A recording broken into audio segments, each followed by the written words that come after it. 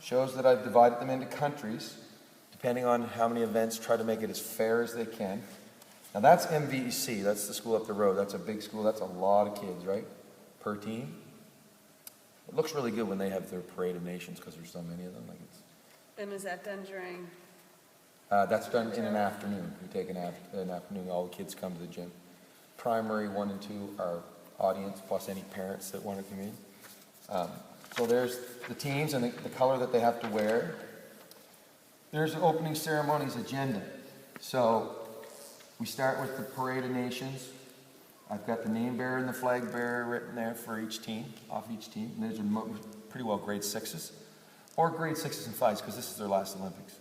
I usually pick grade 6s because I have a big enough school. And I put some alternates down there just in case somebody's sick that day, so that they're ready to go. So today I announced this to the kids, and they're pretty excited that they get a chance to do that. Opening declaration. The head of state usually does that, so I get the principal to come up and read the opening declaration, which I put in there. And then the raising of the Olympic flag. Now, this is optional, but I have a little Olympic, last year I got a little Olympic flag on a stick. I got it up there. So on my cauldron is made out of milk crates with the little holes on the side. So I have a Canada flag sticking out on one side. Well, then I have, during that part, one of the students or myself will place the Olympic flag on the other side. So now we have 2 flags. So that's the same as raising it. I'm trying to think this year how I could get a rope in the rafters and get it raised to the music and stuff. But anyway, each year I try to add a little something different. Then our torch relay. So I've got a boy and a girl from each grade, plus their alternates.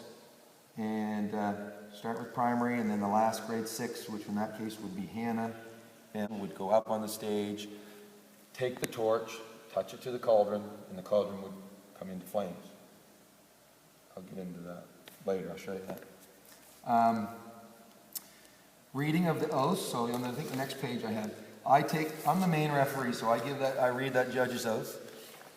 Then I have some students, an athlete, do the athlete's oath. And then one of the students reads the Olympic creed.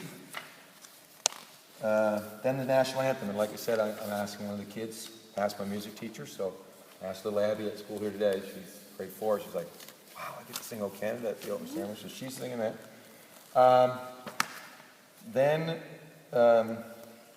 artistic program. Last year I had music and dance. I had one of our teachers did Highland dance. So 2 years ago, she did Highland dance. You might know her. She did, and I had a friend of mine that was an up-and-coming recording artist. She came in, Laura Roy, she came in and sang, and she had a guitar player. So we had a little artistic thing for about 15, 20 minutes. She did a few of her songs and stuff. But this year, we're going to have an Olympian at each school coming in, and Una Lownder's coming into MVC. So that was through the World Bank, getting the Olympians to come in. And then I'll show a video presentation of what the actual Winter Olympic sports look like. About a 10 or 12 minute presentation. And then we exit the Parade of Nations. So I put the opening declaration there in case you guys want to know. I just slip in your city in there, right? And actually the winter one and the summer ones are different, which I didn't know. So I think I put the winter one next, didn't I? Oh, the first one's the winter and the next one's the summer. They do it differently. Anyway. That's my schedule of events, because I've had all 3 schools, right? So that's basically every day of the week I'm doing an intramural at one of those schools.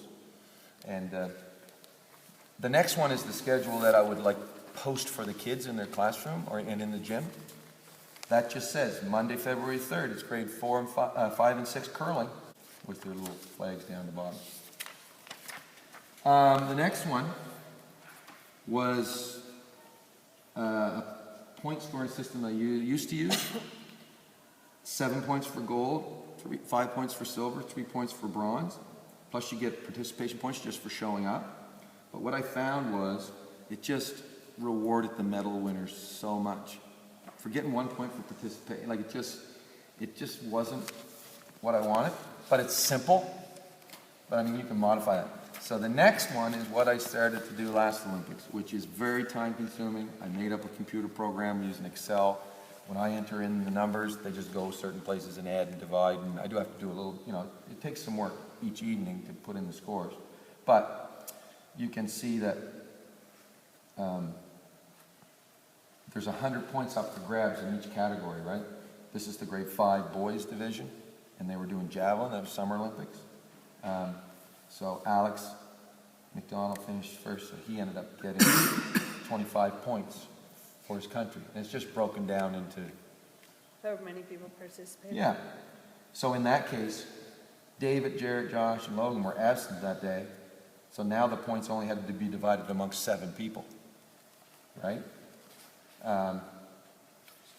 If you have a big category, a lot of kids in that category, like at MVC I have a big grade 6 boys category. So even the gold medalist is only going to get 11 points. But in another class, the gold medalist might get 25 points.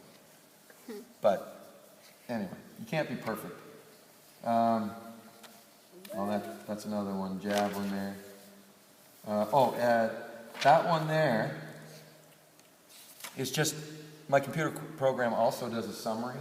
It took a while for me to write it, just using the formulas. But you can see that